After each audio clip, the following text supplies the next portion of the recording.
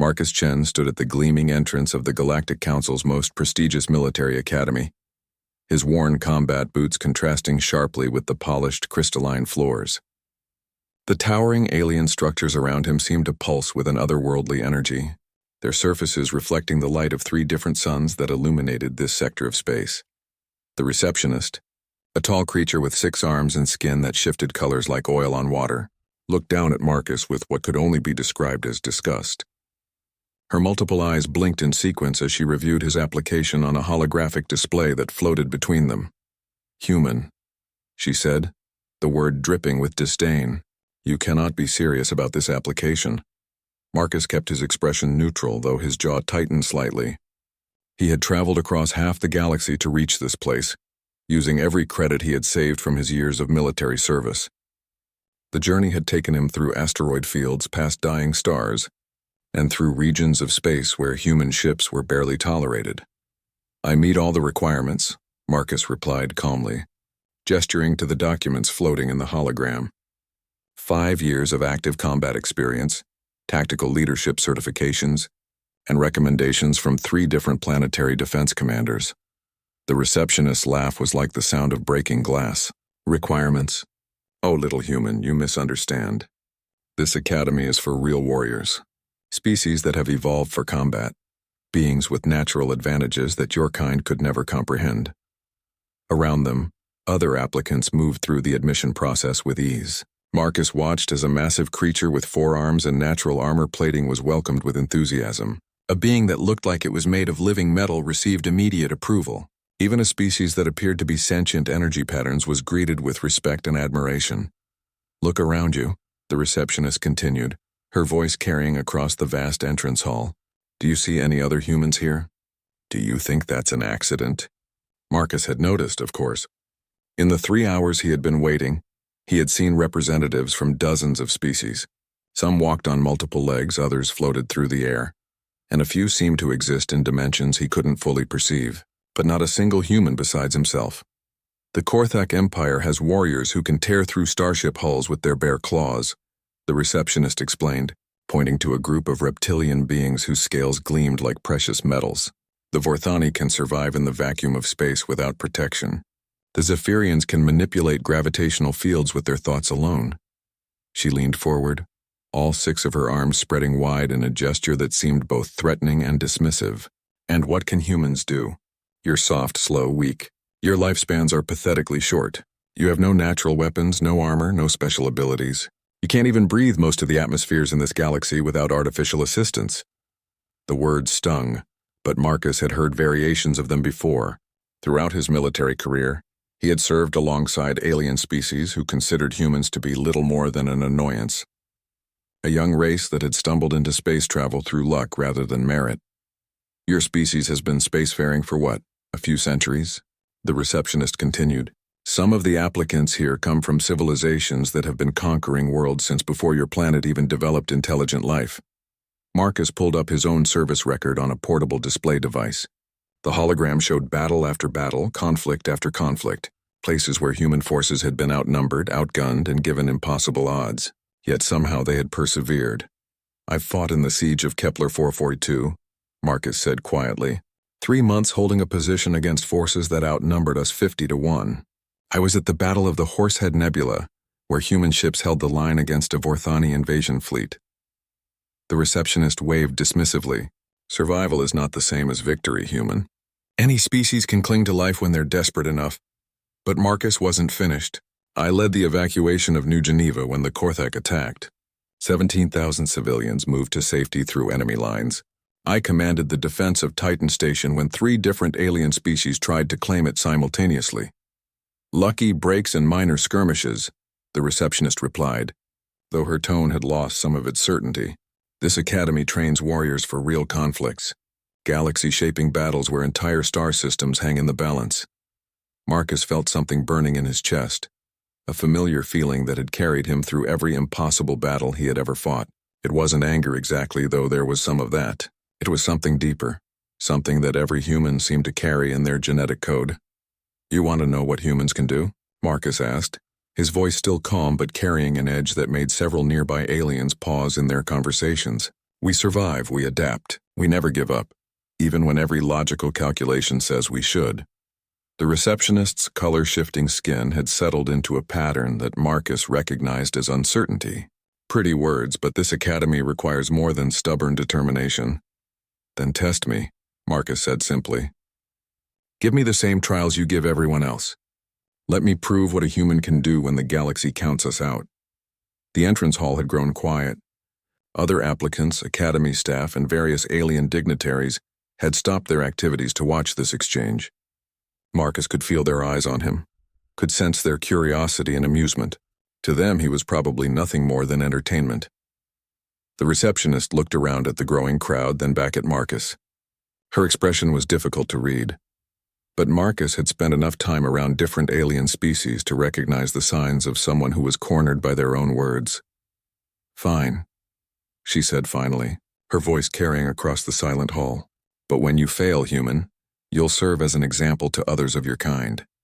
They'll know that humans simply don't belong among real warriors. Marcus nodded, accepting the challenge. He had no idea what trials awaited him, what tests had been designed by species who considered humans to be inferior in every way. But he had faced impossible odds before, and he was still standing. As the receptionist began the formal admission process, Marcus thought about the soldiers he had served with, the battles they had won against overwhelming odds, and the determination that seemed to define his species.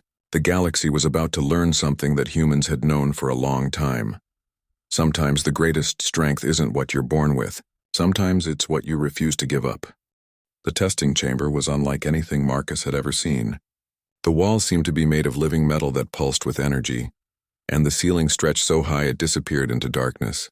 Around him, other applicants prepared for the first trial, their various forms of natural armor, weapons, and abilities on full display.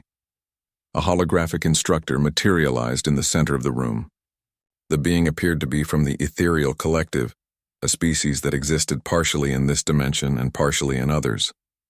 When it spoke, its voice seemed to come from everywhere at once. Welcome to the Galactic Military Academy's entrance examination, the instructor announced. Today you will face 3 trials designed to test your combat effectiveness, tactical thinking, and ability to overcome impossible odds. Marcus watched as the other applicants prepared themselves. A Korthek warrior extended razor-sharp claws that could cut through starship armor. A Vorthani soldier's skin began glowing with an internal energy that allowed them to survive in any environment. A creature from the hive mind species started communicating with others of its kind through telepathic links. The first trial is individual combat, the instructor continued. Each of you will face an opponent designed to test your species' natural advantages. The combat will continue until surrender, incapacitation, or death. Death. Marcus had expected the trials to be dangerous, but the casual way the instructor mentioned death made it clear that this academy didn't believe in training wheels. Around him, the other applicants seemed excited by the prospect. For many of them, their species had evolved specifically for combat. This was what they were born to do. Human-designated Marcus Chen. The instructor's voice focused on him specifically. Your opponent has been selected based on your species' documented weaknesses. A section of the floor opened up, and Marcus's opponent rose from below. It was a combat android, but not like any he had seen before. This machine was clearly designed by a species that understood human physiology perfectly. It was faster than any human, stronger than any human, and its armor would deflect any weapon that human technology could produce. The android's optical sensors focused on Marcus with what almost seemed like amusement. Human combat effectiveness approximately 12% of galactic average, it announced in a voice that sounded like grinding metal. Estimated time to incapacitation, 23 seconds. Marcus heard laughter from some of the other applicants. Even the ones who weren't actively hostile seemed to find the idea of a human lasting less than half a minute to be entertaining. Combat may begin when ready, the instructor announced. Marcus didn't move immediately. Instead, he studied his opponent, looking for weaknesses, patterns, anything that might give him an advantage. The android was clearly superior in every measurable way. But Marcus had learned long ago that battles weren't always won by superior specs. The android attacked first, moving with mechanical precision that no organic being could match. Its strike was perfectly calculated to incapacitate Marcus without causing permanent damage. But Marcus wasn't where the android expected him to be. Instead of trying to match the android's speed or strength, Marcus had done something that the machine's programming hadn't anticipated. He had improvised. Rather than meeting the attack head-on, he had used the android's own momentum against it, redirecting its strike and creating an opening. The android recalculated instantly, adjusting its tactics based on this new data. But Marcus was already moving again, using tactics that weren't in any military manual. He grabbed a piece of debris from the testing chamber floor and used it not as a weapon, but as a distraction. Combat effectiveness reevaluating, the android announced, its voice showing the first signs of uncertainty. The watching crowd had grown quiet. What they had expected to be a brief demonstration of human inadequacy was turning into something more complex. Marcus was still clearly outmatched, but he was lasting far longer than anyone had predicted. Marcus knew he couldn't win this fight through conventional means. The android was simply too advanced, too perfect. But perfection, Marcus had learned, could be a weakness. The android was programmed to fight optimally, which meant it was predictable in its own way. He began using tactics that made no logical sense. Instead of retreating when injured, he pressed forward. Instead of defending when attacked, he created new angles of assault. He fought dirty, using every underhanded trick he had learned in years of combat against superior opponents. The android systems began showing strain. Its programming was designed to counter optimal combat strategies, but Marcus wasn't fighting optimally. He was fighting like a human, which meant fighting like someone who had no business surviving but refused to accept that fact. Combat effectiveness.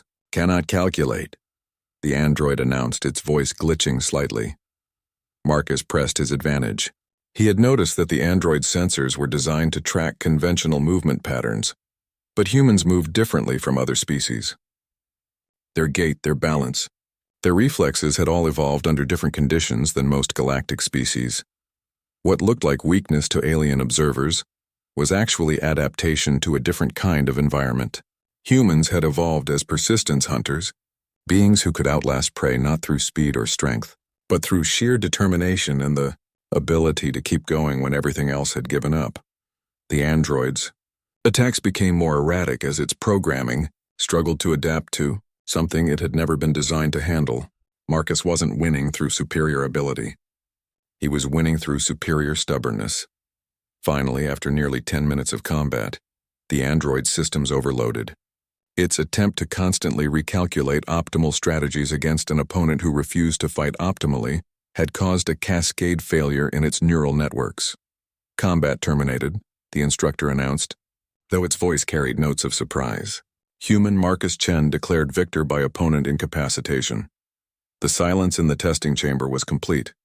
Every alien observer stared at Marcus as if he had just performed magic.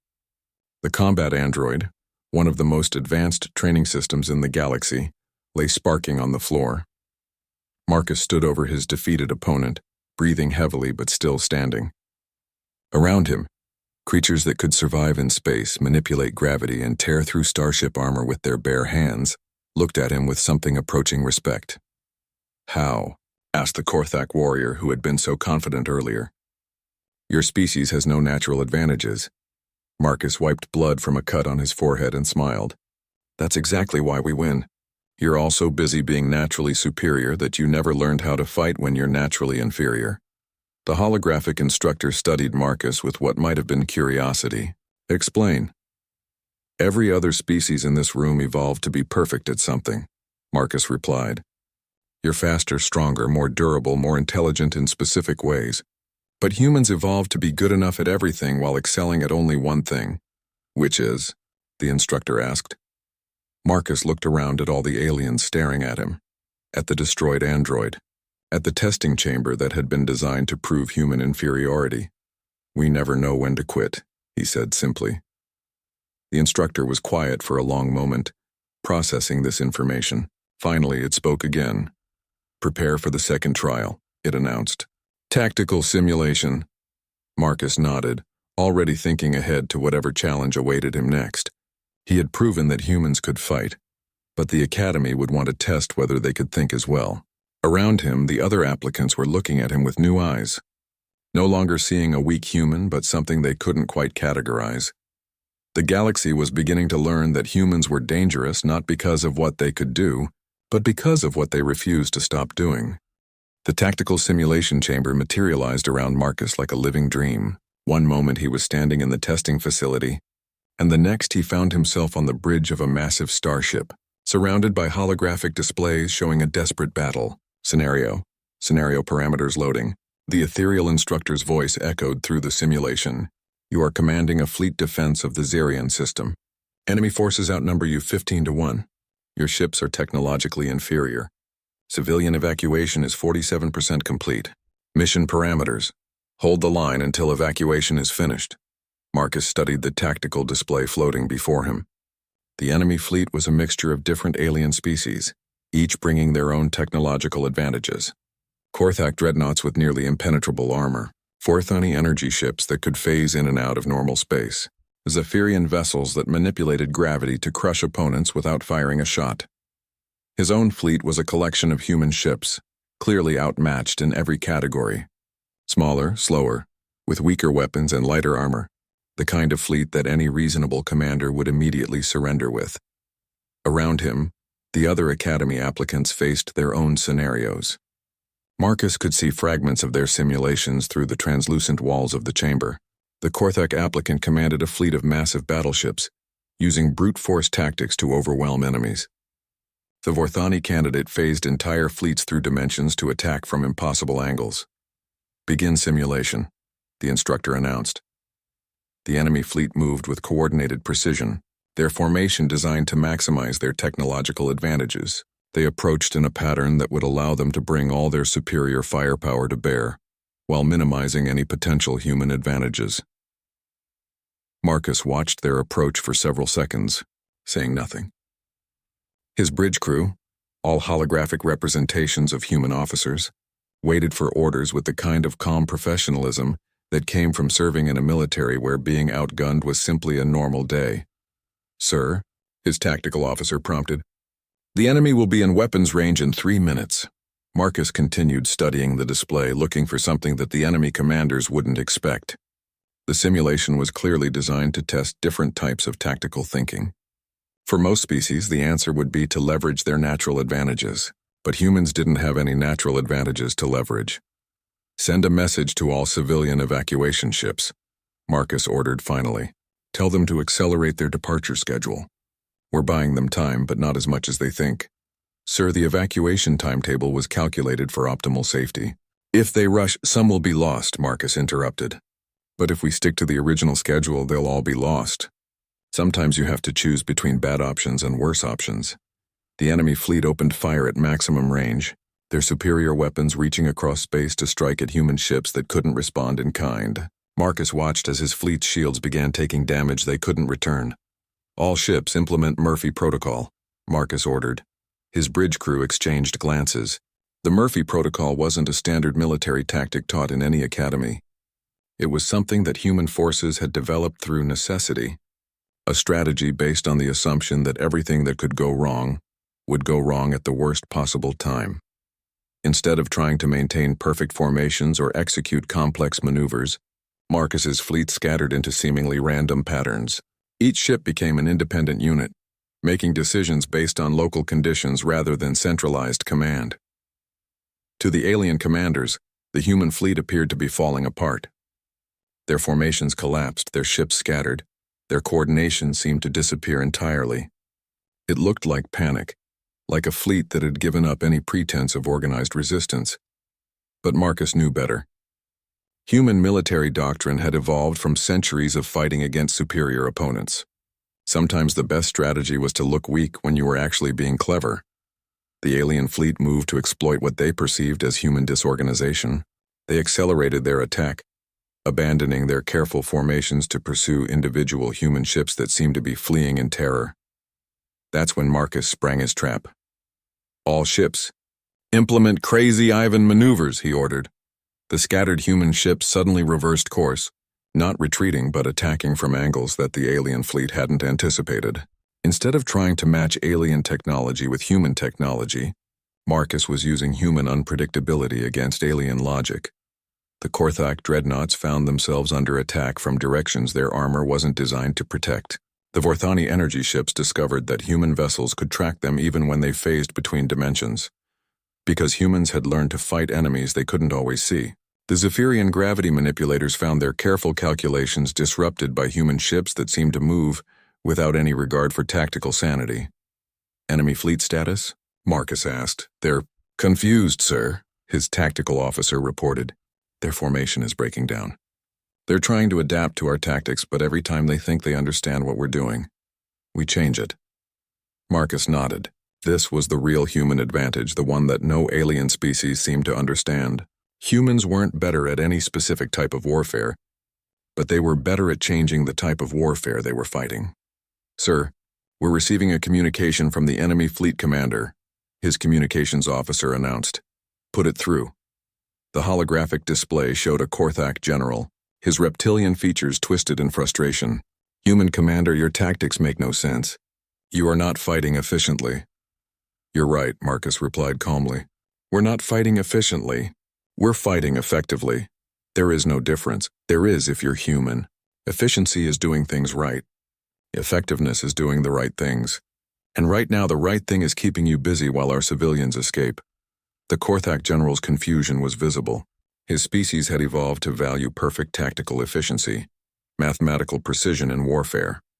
The idea of deliberately choosing inefficient tactics was almost incomprehensible. Your fleet is still outnumbered and outgunned, the general pointed out. Yes, but you're not fighting my fleet anymore, Marcus said with a slight smile. You're fighting my fleet's refusal to fight the way you expect us to fight. On the tactical display, the evacuation status updated. 65% complete. Then 70%. The human fleet was taking heavy casualties, but they were accomplishing their mission through sheer stubborn determination to keep fighting in ways that made no logical sense. The alien fleet found themselves in the unprecedented position of winning every individual engagement, while somehow losing the overall battle. They destroyed human ships, but the remaining ships adapted their tactics in real time. They achieved tactical superiority, but couldn't achieve strategic victory. Evacuation complete, Marcus's tactical officer announced. All civilian vessels have successfully jumped to hyperspace. Marcus looked at the tactical display one final time. His fleet was down to 30% strength, but they had accomplished their mission. More importantly, they had done it by fighting like humans. All ships, you are authorized to retreat, Marcus ordered. Mission accomplished. Simulation terminated, the instructor's voice announced. Human tactical efficiency rating, 23% of galactic average. Human tactical effectiveness rating, calculating. Unable to calculate using standard parameters. The simulation faded away, leaving Marcus standing in the testing chamber. Around him, the other applicants stared with expressions of bewilderment.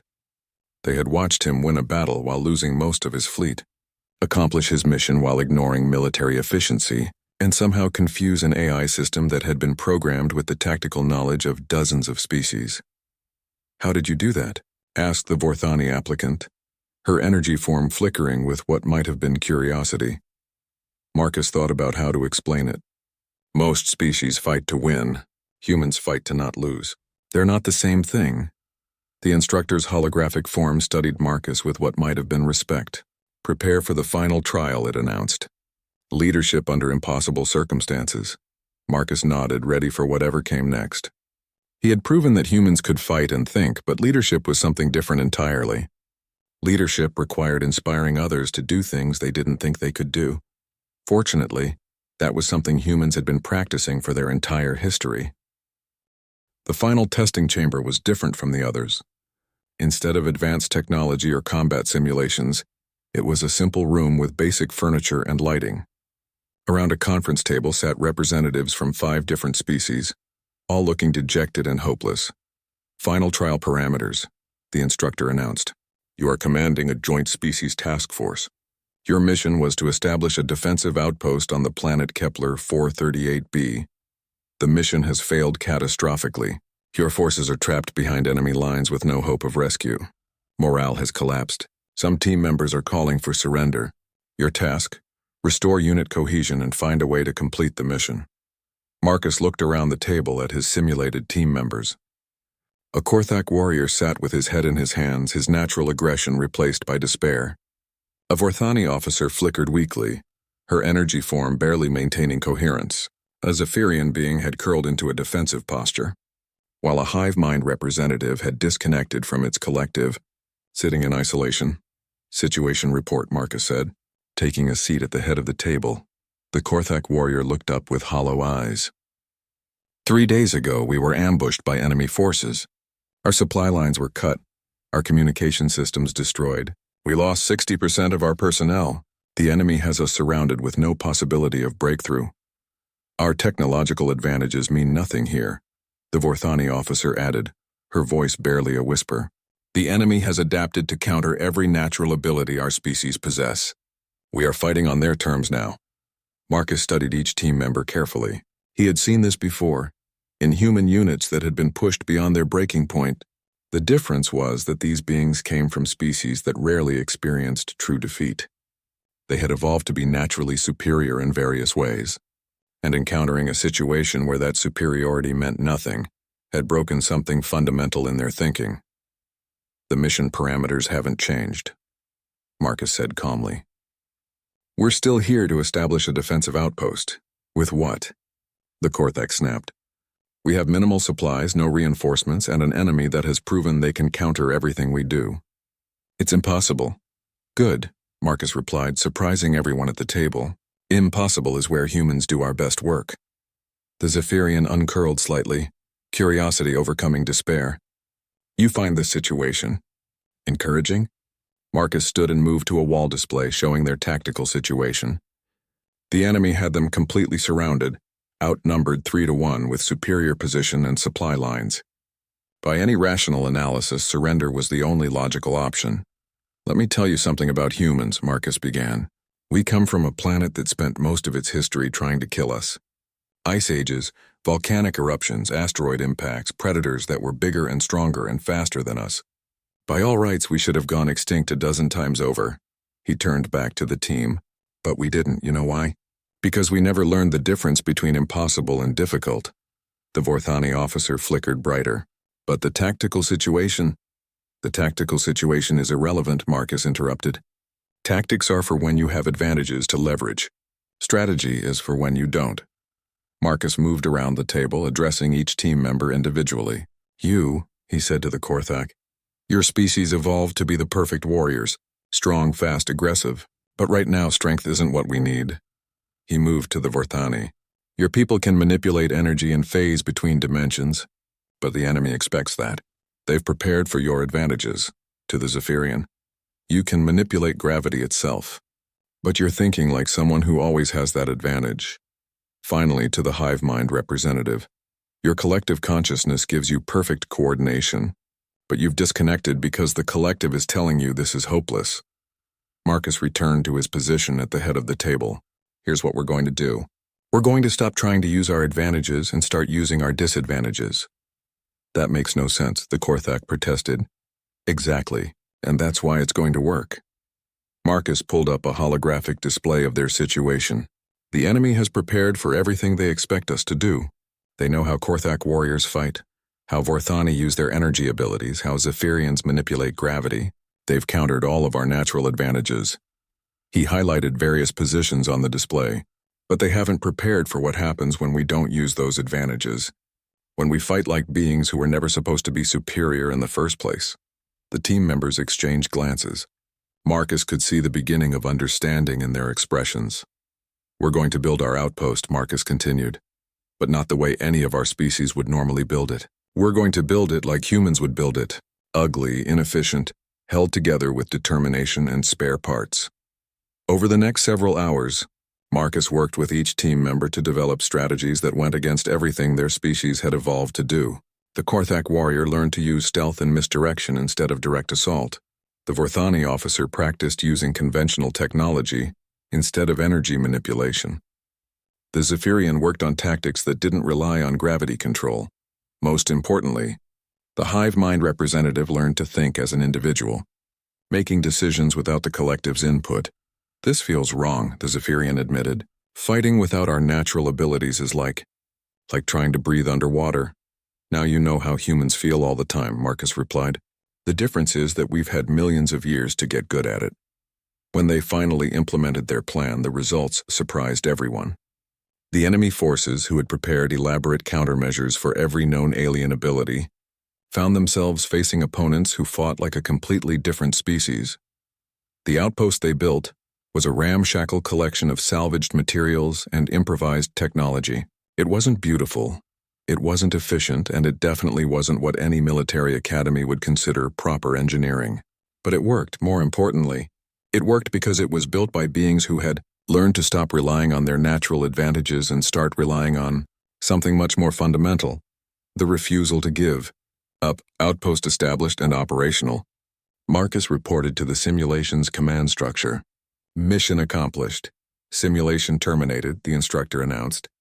Leadership effectiveness cannot be measured using standard galactic parameters. The testing chamber faded away, leaving Marcus standing with the other academy applicants. But now their expressions had changed completely. Where once they had looked at him with dismissal or amusement, now they showed something approaching awe. I have never seen anything like that, the Korthak applicant admitted. You made us fight against our own nature, and somehow we were more effective. You taught us to be weak, the Vorthani added, and we became stronger. Marcus smiled. I taught you to be human. There's a difference.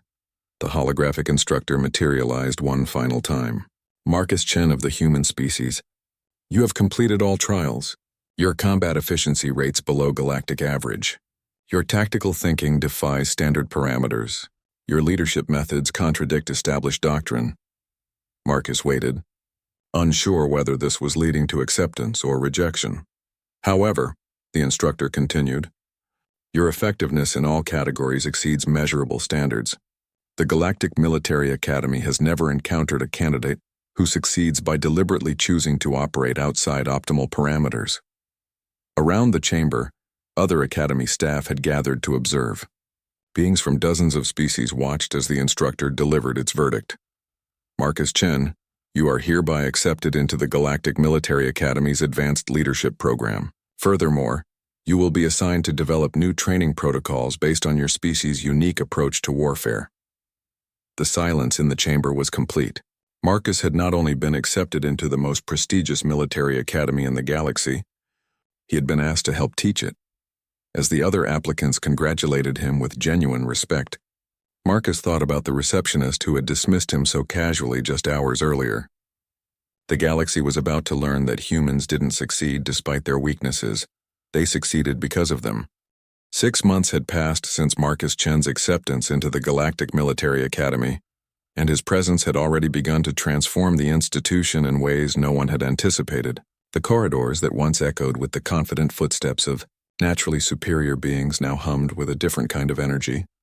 Marcus stood before a classroom filled with the galaxy's most elite military candidates, representing species that had dominated warfare for millennia. Today's lesson was about something that most of them had never experienced: fighting from a position of inherent disadvantage. Who can tell me the fundamental principle of Korthak military doctrine? Marcus asked the assembled students. A young Korthak officer raised his clawed hand. Overwhelming force applied with maximum efficiency to achieve decisive victory. Excellent. And Vorthani strategy? A shimmering energy being responded. Phase superiority through dimensional manipulation. Striking where the enemy cannot defend. Marcus nodded, then moved to the holographic display at the front of the classroom. All of your species have developed military doctrines based on leveraging your natural advantages. This makes perfect sense. If you're naturally stronger, you use strength. If you can manipulate energy, you use energy manipulation. He activated the display, showing a battle scenario that had become famous throughout the academy. The recent siege of Proxima Station, where human forces had held off a massive alien invasion fleet. But what happens when you face an enemy that has neutralized all your natural advantages? What happens when your strength is useless? Your energy manipulation is countered. Your technological superiority is irrelevant. The classroom fell silent. This was a scenario that most of these species had never seriously considered. Instructor Chen, a Zephyrian student, interjected, surely such a situation would be extremely rare. Most conflicts can be resolved by applying superior capabilities. Marcus smiled. That's exactly what the Hegemony Alliance thought when they attacked Proxima Station. They brought 3 different species worth of technological superiority, numerical advantage, and natural abilities. They expected to overcome a small human outpost within hours. The display showed the opening moves of the battle. The alien fleet was massive, organized, and equipped with weapons that could destroy planets. The human defenders were outnumbered 50 to 1. The Hegemony made one critical error, Marcus continued. They assumed that humans would fight like any other rational species. They prepared counters for conventional tactics, superior technology, and natural abilities. A hive mind student, speaking through one of its drone bodies, asked, "What did the humans do instead?" "They fought like humans," Marcus replied simply. "Watch." The tactical display showed the human defense of Proxima Station in real time. Instead of attempting to match alien technology with human technology, the defenders had done something unprecedented. They had turned the station itself into a weapon. The humans evacuated the outer sections of the station and filled them with improvised explosives, Marcus explained. When the Hegemony forces boarded, they found themselves in a maze of traps, dead ends, and deliberately weakened structures. The alien students watched in fascination as human defenders led superior enemies through corridors that had been deliberately designed to collapse, past weapons caches that exploded when triggered, and into sections where the artificial gravity had been reversed or disabled entirely. The Hegemony forces found themselves fighting not just human soldiers, but the station itself, Marcus continued. Every door was a potential trap, every corridor a possible ambush, every room potentially rigged to decompress into space. A Korthak student leaned forward, his predatory instincts engaged. But surely their superior numbers and firepower would eventually overcome such tactics. Under normal circumstances, yes, Marcus agreed. But the humans weren't trying to win through superior force. They were trying to win through superior stubbornness. The display showed the battle entering its 2nd day, then its 3rd. The Hegemony forces, designed for quick, decisive victories, found themselves bogged down in a grinding campaign against an enemy that refused to fight conventionally. By day 4, something interesting started happening, Marcus noted. The Hegemony commanders began making mistakes. They started second-guessing their own tactical superiority because nothing was working the way it was supposed to work. On screen, the alien forces could be seen making increasingly desperate attempts to end the battle quickly. They brought in larger weapons, more troops, different species with different advantages. But each escalation was met not with counter-escalation, but with adaptation. The humans kept changing their tactics, Marcus explained. Every time the Hegemony thought they understood what the defenders were doing, the defenders started doing something else entirely. A Vorthani student flickered with confusion. But constantly changing tactics is inefficient. It prevents the development of expertise and optimal strategies. Exactly, Marcus replied with a grin. The humans traded efficiency for unpredictability. And unpredictability, it turns out, is more valuable than anyone realized. The display showed the climax of the battle. After 7 days of fighting, the Hegemony forces had actually gained control of most of the station. By any rational measure, they had won. But the human defenders were still fighting, still adapting, still refusing to acknowledge defeat. "This is where it gets interesting," Marcus said. The Hegemony had achieved their tactical objectives, but they couldn't achieve their strategic goals. They controlled the station, but they couldn't use it. The humans had made sure that every system they captured was either booby-trapped, sabotaged, or required human knowledge to operate. The alien students began to understand. The humans hadn't been trying to hold territory. They had been trying to make that territory useless to anyone else. The Hegemony found themselves in possession of a station they couldn't use, defended by enemies they couldn't predict. In a battle they technically won but strategically lost, Marcus continued. After 12 days they withdrew. The classroom erupted in discussion. For species that had evolved to value decisive victories and efficient tactics, the idea of winning through prolonged inefficiency was almost incomprehensible. Instructor Chen, a senior academy official, interrupted from the back of the classroom. It was Commander Vexthol, a high-ranking ethereal who oversaw advanced tactical instruction. "May I speak with you privately?" Marcus nodded to his students. "Study the Proxima Station battle records. Next class, I want tactical analyses from each of your species' perspectives. As the students filed out, still debating among themselves, Commander Vexthul approached. Your teaching methods are unconventional, Instructor Chen. Is that a problem, Commander? On the contrary, we've received reports from across the galaxy about the effectiveness of mixed species units trained in human-inspired tactics. The improvement in performance is remarkable. Marcus waited, sensing there was more to this conversation. However, the commander continued, there are concerns about the broader implications of your methods. Some species are worried that teaching their warriors to fight like humans might change them in fundamental ways. Change them how? Make them more human, Vexthul said bluntly, and not everyone in the galaxy is comfortable with that prospect. Marcus understood the concern. Human tactics weren't just about fighting differently. They were about thinking differently, approaching problems from perspectives that most species had never considered. Commander, with respect, the galaxy is changing whether we like it or not. New threats are emerging, conflicts are becoming more complex. The old ways of fighting aren't adequate anymore. Perhaps, but some species view the spread of human military thinking as a threat to their cultural identity. Before Marcus could respond, an alarm began sounding throughout the academy. Emergency lights bathed the corridors in red, and the voice of the academy's central AI filled the air. All personnel report to battle stations. Unknown hostile forces have entered the Kepler 186 system. This is not a drill. Marcus and Commander Vexthul exchanged glances. The academy was located in the Kepler 186 system, supposedly one of the most secure sectors in galactic space.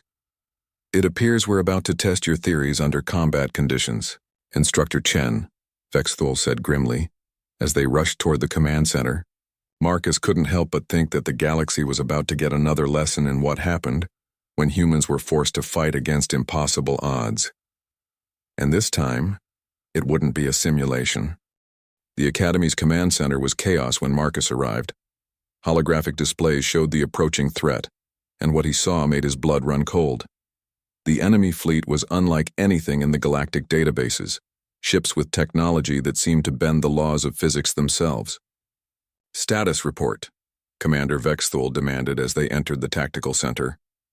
Admiral Karath, a massive Korthak who commanded the Academy's defense forces, turned from the main display. 12 unknown vessels, each approximately 3 times the size of our largest battleships. They're moving through space in ways that our sensors can't fully track. Marcus studied the tactical readouts. The enemy ships seemed to phase in and out of normal space, but not like Vorthani technology. This was something else entirely, something that ignored conventional understanding of space-time. Have they made any demands? Attempted communication? Vexthul asked. Nothing, reported the communications officer, a Zephyrian whose gravitational senses allowed her to detect communications across multiple dimensions.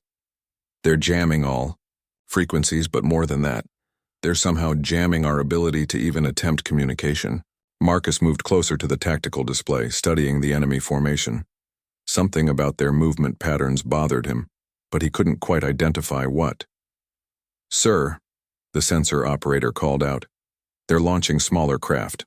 Hundreds of them, all headed for the Academy station. Admiral Karath's claws extended instinctively. All units prepare for combat. This Academy houses the finest warriors from 47 different species. Whatever these beings are, they've made a fatal error attacking us. But Marcus was frowning at the display. Admiral, wait, something's not right about this. What do you mean, Instructor? Look at their approach vector. They're not attacking to destroy the Academy. They're attacking to capture it. Marcus highlighted sections of the enemy formation. See how they're positioning themselves? They want the station intact. Commander Vexthul flickered with concern. Why would unknown hostiles want to capture a military academy? Marcus felt a chill of understanding. Because this academy contains representatives from nearly every major military species in the galaxy. If you wanted to study galactic military capabilities to understand how different species fight, you'd capture their training facility, Admiral Karath finished grimly, and interrogate the instructors and students. The first wave of enemy craft reached the station's outer defenses. The Academy's automated defense systems opened fire, but the results were disturbing. The enemy ships absorbed weapon impacts that should have destroyed them, adapting in real time to each new form of attack. "They're learning from our defenses," the tactical officer reported. "Each weapon that hits them becomes less effective on subsequent impacts." Marcus watched the enemy adaptation patterns, and suddenly everything clicked. "They're not just studying our technology. They're studying how we think about warfare." He moved to the central command console. "Admiral, I need command authority for all Academy personnel." "What?"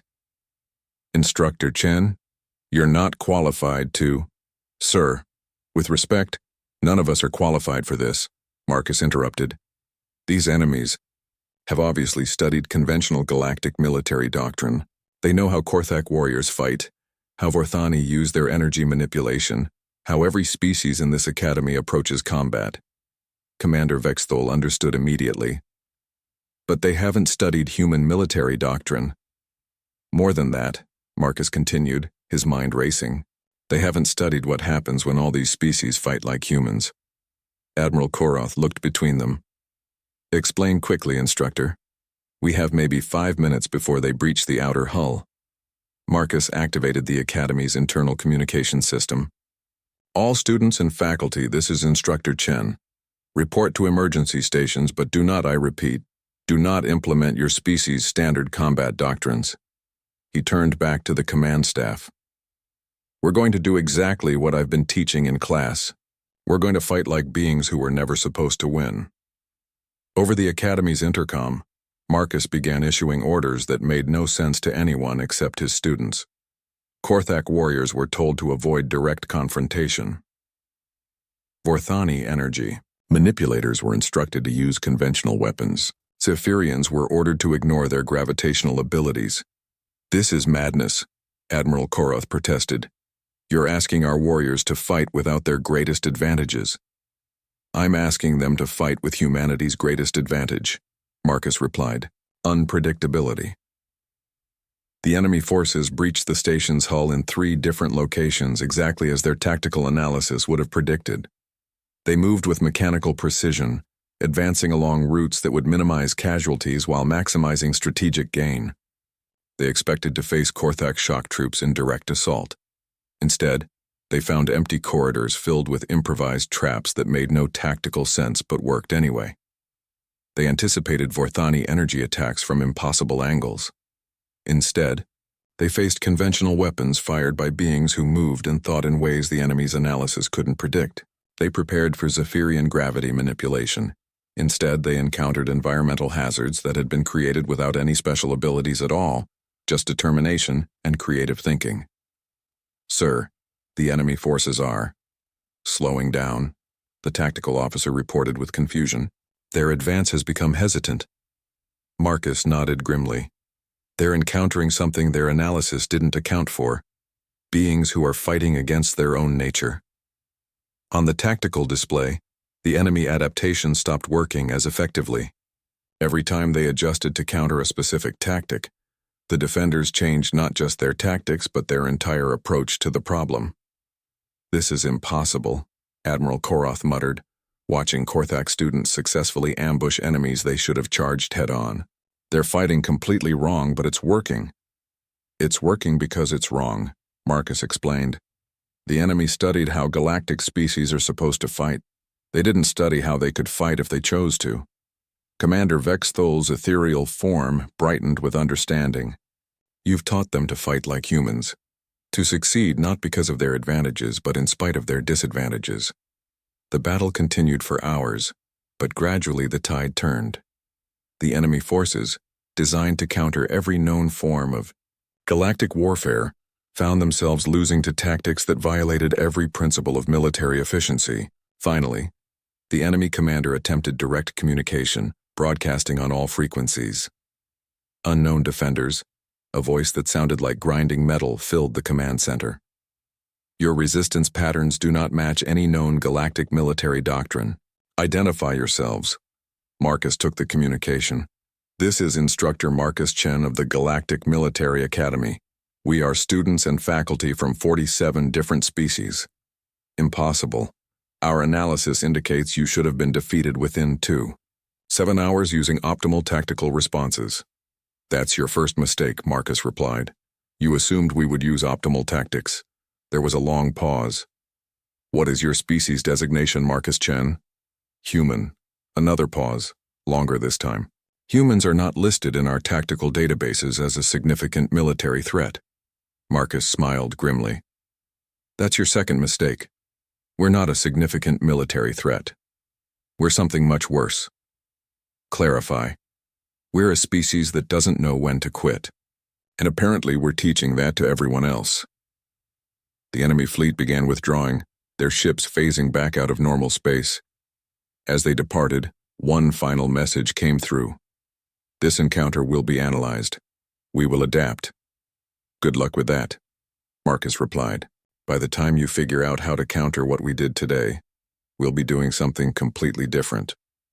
As the enemy ships disappeared, the command center erupted in celebration. Representatives from dozens of species had just successfully defended themselves against an unknown threat by learning to fight like humans. Admiral Korath approached Marcus with something approaching awe. Instructor Chen, I owe you an apology, and the galaxy owes you a debt. Marcus looked around at the Academy personnel, beings from across the galaxy who had just proven that they could adapt, improvise, and overcome impossible odds when they stopped relying on their natural advantages and started relying on determination. No debt necessary, Admiral. This is what happens when the galaxy learns to fight like it has nothing to lose. Commander Vexthul flickered thoughtfully. I suspect this won't be the last time we face enemies who have studied our conventional tactics. Marcus nodded. Then it's a good thing we're not conventional anymore. As the Academy began damage assessment and recovery operations, Marcus realized that something fundamental had changed. The galaxy had just learned that its greatest strength wasn't in its diversity of natural advantages. It was in its ability to choose not to use them when necessary. 3 years had passed since the attack on the Galactic Military Academy, and Marcus Chen stood before the assembled representatives of the Galactic Council. The same species that had once dismissed humans as insignificant now hung on his every word. The council chamber was a marvel of architecture, designed to accommodate beings from hundreds of different worlds. Atmospheric fields allowed species with incompatible breathing requirements to share the same space, while gravity fields were adjusted for different physiological needs. Counselor Chen, the speaker addressed him, using his new title with respect that would have been unimaginable just a few years earlier. Please present your report on the implementation of adaptive defense protocols across the galaxy. Marcus activated the holographic display that dominated the center of the chamber. Statistics and battle reports from across galactic space filled the air with data that told an incredible story. Honored counselors, 3 years ago, the galaxy faced a new type of threat. Enemies who had studied our conventional military doctrines and developed countermeasures for every natural advantage our species possess. The display showed the results of dozens of conflicts since the Academy attack. In every case where conventional tactics had been employed, the mysterious enemy forces had achieved victory with mathematical precision.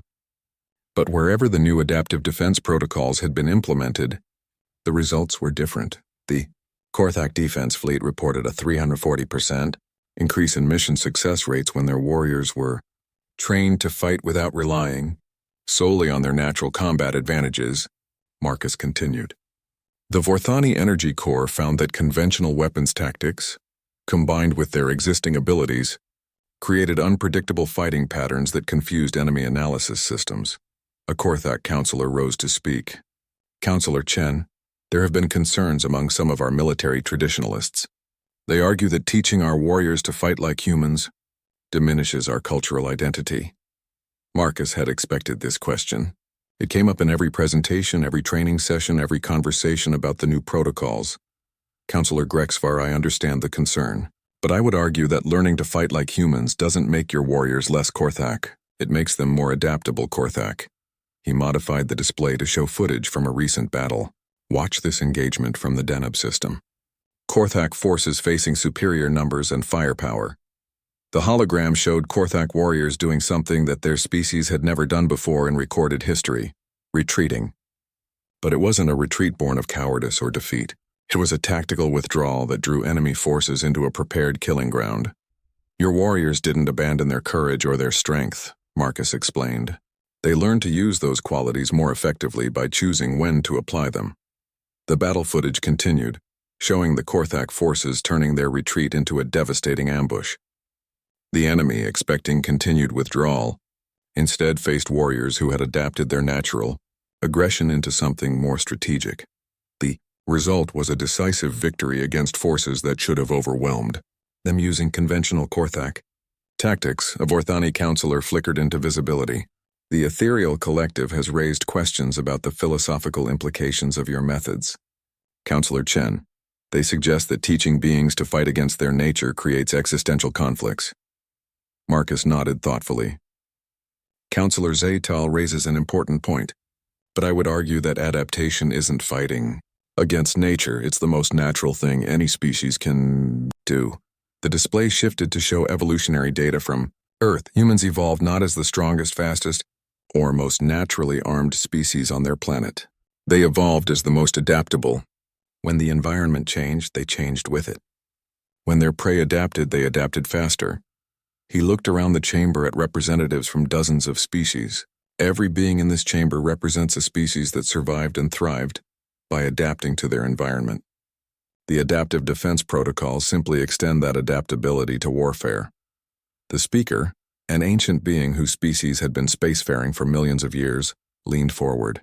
Counselor Chen, there are reports of enemy forces withdrawing from entire sectors rather than face troops trained in these protocols.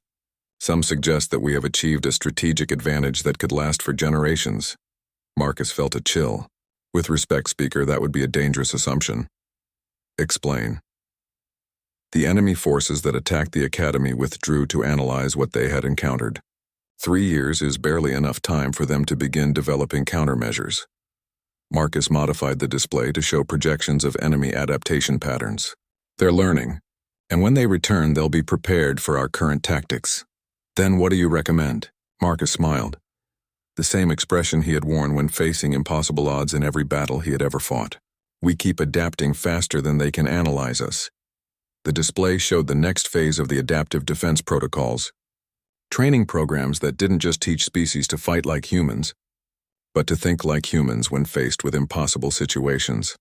We established permanent mixed species units where different kinds of beings learn to fight together in ways that no single species could predict. Marcus explained.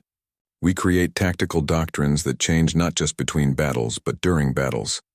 A Zephyrian counselor's gravitational field fluctuated with concern. You're describing a military philosophy based on permanent uncertainty. How do we train for scenarios we cannot predict? By training beings to thrive in uncertainty itself, Marcus replied. Humans have a phrase, adapt, improvise, overcome. It means learning to succeed when you don't know what success is supposed to look like. The chamber fell silent as the implications sank in. Marcus was proposing not just new tactics, but a fundamental change in how the galaxy approached conflict. There will be resistance, the speaker observed. Many species take pride in their traditional military excellence. And they should, Marcus agreed. But tradition is most valuable when it's combined with innovation. We're not asking any species to abandon what makes them strong. We're asking them to discover new ways to be strong. The vote, when it came, was closer than Marcus had hoped, but decisive enough to matter. The Galactic Council approved the expansion of adaptive defense protocols across all member species, with Marcus appointed as the overall coordinator. As the session ended and counselors began filing out, the speaker approached Marcus privately. Counselor Chen, may I ask you something that has puzzled me? Of course, Speaker. 3 years ago, you were a single human soldier refused entry to our academy. Today, you command the military adaptation of our entire galaxy. How do you explain such a transformation? Marcus thought about the question, remembering the receptionist who had dismissed him, the trials that had nearly broken him, and the moment when he had realized that humanity's greatest strength was its refusal to accept limitations. Speaker, humans have spent their entire existence being told they can't do things that need to be done. We've learned that the universe doesn't care whether something is impossible. It only cares whether you're stubborn enough to try anyway. The speaker's ancient eyes showed something that might have been amusement, and now you've taught that stubbornness to the rest of us. not stubbornness. Speaker, hope. The hope that no matter how bad things get, there's always a way forward if you're willing to adapt. As Marcus left the council chamber, he thought about the future that lay ahead. Somewhere in the darkness between stars, enemy forces were analyzing the galaxy's new capabilities, developing countermeasures, preparing for the next phase of conflict.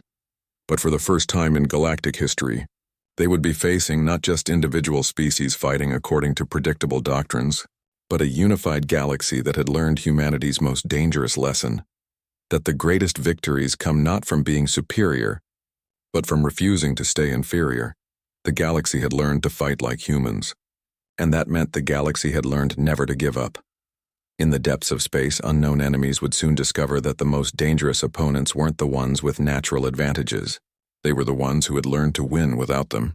The age of human warfare had begun, and it would change everything.